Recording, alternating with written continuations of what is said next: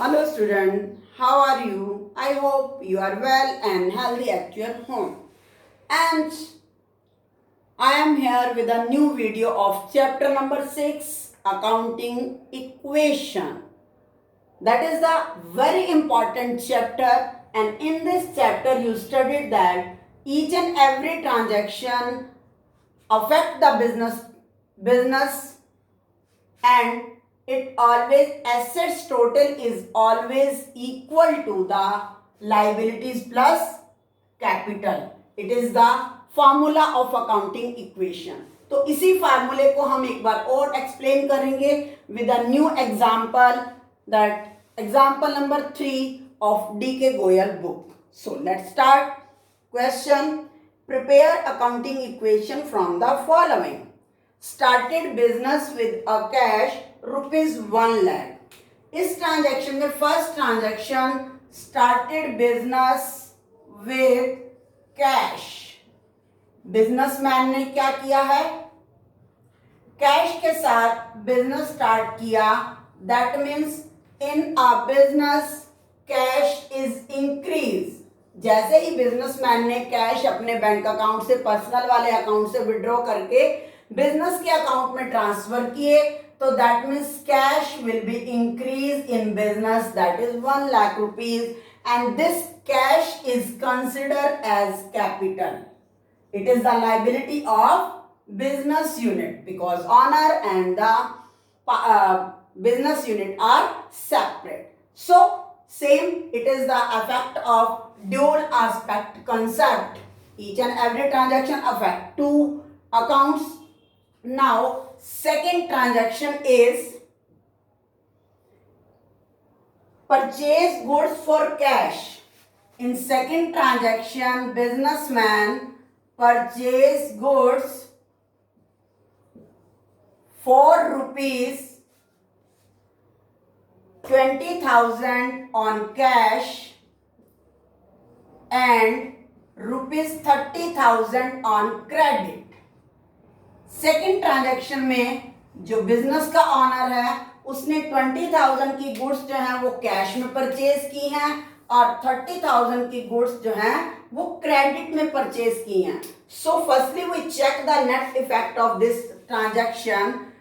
Number 1 cash, number 2 goods are purchase on credit, that means liability increase and cash is decreased by 20,000 and liability name is creditors, that is increased by 30,000 and total 50,000. One another cash, another assets, that means goods are increased by 50,000. उसने goods purchase की हैं cash और credit पर, तो total तो goods increase हो गई 50,000 और 20,000 की कैश डिक्रीज हो गई because he paid 20,000 cash and 30,000 का गुड्स उसने क्रेडिट पर परचेज किया है. तो that means one new liability arise 30,000 rupees. So that we can record in this transaction in our accounting equation. Cash is decreased 20,000, new asset is generate 50,000 increase and a new liability name is creditors is equal to 30,000. There is no effect on capital. Now we check the net effect of the transaction. Cash is 80,000 and goods are 50,000 and liability creditors are 30,000 plus 1 lakh capital. Total of the left hand side and right hand side are equal. Now third transaction, sold goods for cash. Sold goods for cash costing rupees 10,000.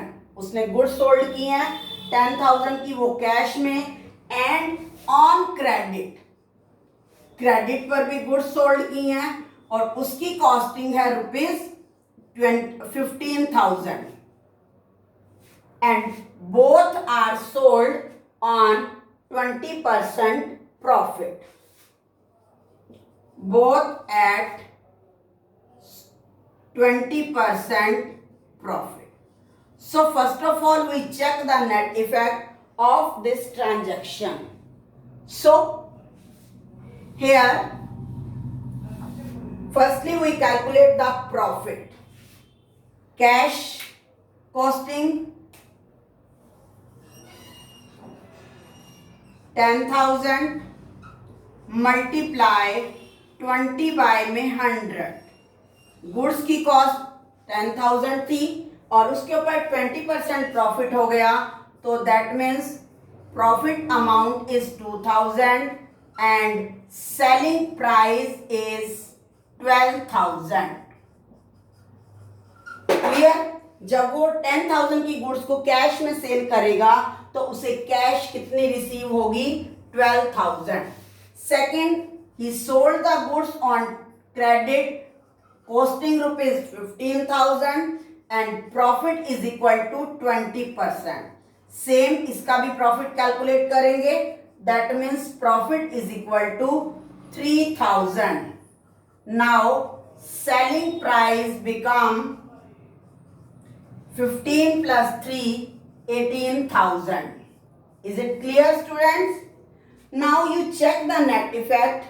अब 10,000 की goods जो थी उसने कितने में cell कर दी? Cash में 12,000 में. That means cash is increase 12,000 और 15,000 की गुड्स जो थी उसने क्रेडिट पर सेल की, उसका सेलिंग प्राइस था 18,000. दैट मीन्स क्रेडिट पर सेल की तो नई एक एसेट जनरेट हो गई, डेटर्स, और वो डेटर्स कितनी अमाउंट से इंक्रीज हो गए? 18,000 से. नाउ अब इसका दूसरा अपोजिट इफेक्ट क्या रहा? गुड्स थी हमारे पास, उसके पास स्टॉक रखा हुआ था. 10,000 की गुड्स एक बार सेल कर दी कैश पर और 15,000 की गुड्स उसने क्रेडिट पर सेल कर दी. तो that means goods are sold total 25,000. अब ये सेल करने पर गुड्स जो है वो 25,000 से डिक्रीज हो गया. तो दोनों का इफेक्ट क्या रहा? अपोजिट डायरेक्शन में था. गुड्स डिक्रीज हो गए और कैश और डेटर्स इंक्रीज हो गई. और इस केस में जो बिजनेसमैन है उसको प्रॉफिट हो रहा है 5,000 रुपीज और 5,000 रुपीज से उसकी कैपिटल क्या हो जाएगी? इंक्रीज हो जाएगी. Now we record this transaction in the accounting equation. Cash is increase 12,000 and goods are decreased 25,000 and new asset is generate, debtors, that is increased by 18,000, and after that businessman earn a profit and increase the capital by 5,000.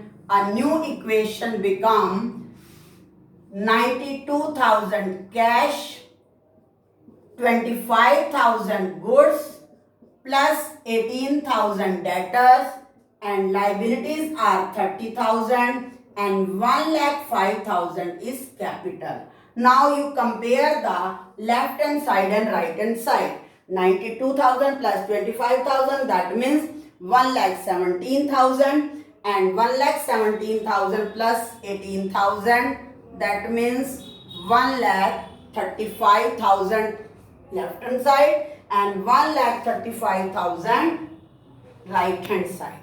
I hope you understand this question. Now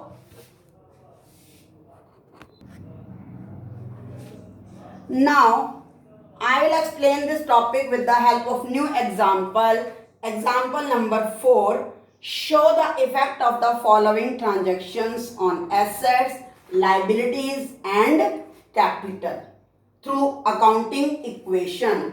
उसने क्या कहा है कि accounting equation के through जो है आप इन transactions का इफेक्ट शो कीजिए. First transaction is started business with cash. Same है, फर्स्ट ट्रांजैक्शन तो अब तक आपको लर्न हो चुकी होगी. Started business with cash. Businessman ने कैश के साथ जो है अपना बिजनेस स्टार्ट किया, तो that means in the business cash is increase by 1,20,000 and this 1,20,000 become capital of the business, liability of the business. So net effect 1,20,000 is equal to 1,20,000. Now transaction number second, rent received. अब receive है that means income हो गई. अब ये rent received income है तो rent जो है वो कैश की फॉर्म में मिला है और कैश की फॉर्म में मिला है तो that means cash is increased bye 10,000 and जब भी इनकम हुई, ये इनकम है बिजनेसमैन के लिए, तो that means this income increase the capital also. So net effect of this transaction is cash is increased by 10,000 and capital is increased by 10,000. Now we add in cash and capital. The new equation become 1,30,000 cash and 1,30,000 capital. Okay? Total of left hand side and right hand side is equal. Next is invested in shares. अब उस businessman ने क्या किया, invested in share, उसने अपनी money से दूसरी company के शेयर्स खरीद लिए, परचेज कर लिए ऑफ ₹50,000. जब उसने अपनी अमाउंट, अपने शेयर जो है, अपनी जो मनी है वो दूसरों के शेयर में इन्वेस्ट कर दिए तो दैट मीन्स क्या इफेक्ट हुआ, इससे क्या होगा, अवर बिजनेसमैन कैश इज डिक्रीज, उसकी कैश जो है वो डिक्रीज हो जाएगी क्योंकि अब वो 50,000 रुपीज पे करेगा तो शेयर्स मिलेंगे. ठीक है, अब उसने ये शेयर्स में मनी इन्वेस्ट कर दी, दैट मीन्स फ्यूचर में उसको इनकम मिलने वाली है तो उसकी एक नई इन्वेस्ट जो है एसेट बन गई. ये इन्वेस्टमेंट क्या है, एसेट है. जैसे कि हम अपने पॉकेट में से मनी को निकाल कर बैंक में एफडी, फिक्स डिपॉजिट करा देते हैं तो वो हमारे लिए क्या है, एसेट है. हम जब भी चाहें, that is the ownership of our, हम जब भी उसको चाहें तो बैंक से हम उसको विड्रॉ, हम उसके कैश में कन्वर्ट करा सकते हैं. So investment is our asset and it is increased by 50,000. So net effect of this transaction is cash is decreased and investment is increased. So cash is decreased, we subtract from cash and a new asset is generated, name investment, that is 50,000. So net effect of this transaction become left hand side cash remaining 80,000, 50,000 investment, liability 0 plus capital 1,30,000. Left hand side is equal right hand side. Now received dividend, again it is income. जब उसने shares purchase किए हैं तो shares के ऊपर उसको income के रूप में क्या मिला, डिविडेंड मिला, that is ₹5,000.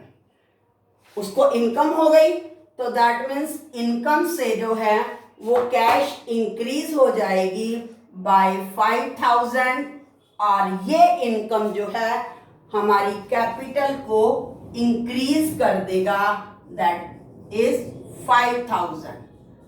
Remember, always remember, whenever businessman earn income, that means it increase cash and capital. So we add in cash 5,000 and add in capital. Now new equation become 85,000 cash plus 50,000 investment and liability is 0 and capital become 1,35,000. Next transaction is purchase goods on credit from Ragini 35,000. अब उसने रागिनी से goods खरीद लिए हैं 35,000 के, वो भी credit पर, तो कैश में पेमेंट नहीं की उसने. ठीक है, first of all you right here transaction purchase goods on credit from Ragini. अब रागिनी क्या बन गई? रागिनी जो है बिजनेसमैन के लिए क्रेडिटर, वो क्या बन गया? क्रेडिटर। एक लाइबिलिटी जनरेट हो गई। इस ट्रांजैक्शन का नेट इफेक्ट रहा गुड्स आर इंक्रीज्ड, क्योंकि गुड्स परचेज किए हैं उसने, उसके बिजनेस के अंदर 35,000 के जो है गुड्स इंक्रीज हो गए और एक लाइबिलिटी इंक्रीज हो गई है 35,000 and name of that liability is creditors. वो उसने फ्यूचर में पे करने हैं। तो नेट इफेक्ट क्या है? Goods increase and liability increase. So we write a new asset goods is equal to 35,000 and our liability name is creditors 35,000. Now we check the net effect of the equation. Cash is not affected, investment is not effective, and goods are increased by 35,000, liability are increased 35,000, and there is no change on capital. Then total become right hand side 1,70,000 and left hand side it become 1,70,000. Now paid cash for household expenses. अब sixth transaction में उसने क्या किया है? Paid cash for household expenses. In basic term I told you that household expenses के लिए उसने money अपने बिजनेस से विड्रॉ की है, तो दैट मीन्स वो क्या हैं? ड्रॉइंग्स हैं। वो ड्रॉइंग्स हैं, तो क्या हो गया इसका इफेक्ट? अब बिजनेस से उसने विड्रॉ किए हैं तो कैश जो है वो रिड्यूस हो जाएगी 7,000 रुपीज से, और ये हमारी ड्रॉइंग्स हैं, तो ड्रॉइंग्स ने हमारी कैपिटल को क्या कर दिया? रिड्यूस कर दिया 7,000 से। तो इस ट्रांजैक्शन का इफेक्ट क्या हुआ? Cash is decrease 7,000 and capital is decrease 7,000. So we subtract from both side 7,000. So net effect of the transaction is now cash remaining 70,000, 50,000 investment, 35,000 goods, and liabilities 35,000. Now capital become 1,28,000. Next transaction is sold goods for cash costing 10,000, selling price 14,000. अब goods जो हैं उसने cell किए हैं, cost थी 10,000, selling price था 14,000, तो that means cost 10,000, selling price 14,000 and businessman earn profit 4,000. तो ये 4,000 प्रॉफिट जो है वो कैपिटल को क्या करेगा? इंक्रीज कर देगा। और ये गुड्स उसने जो है वो कैश में सेल किए हैं, तो ये जो 14,000 है it will increase cash, and ये गुड्स की कॉस्ट जो है it will decrease goods by 10,000. Clear? Goods are decrease by 10,000, cash is increased by 14,000 क्योंकि उसने गुड्स कैश में सेल किए हैं, और दोनों इस ट्रांजैक्शन का इफेक्ट क्या हुआ? इवेंट क्या हुआ? 4,000 प्रॉफिट हुआ, एंड प्रॉफिट जो है कैपिटल को इंक्रीज कर देगी. So we write here goods sold on cash, cash increase 14,000 and goods decrease 10,000. Now profit added in capital 4,000. It's clear, students?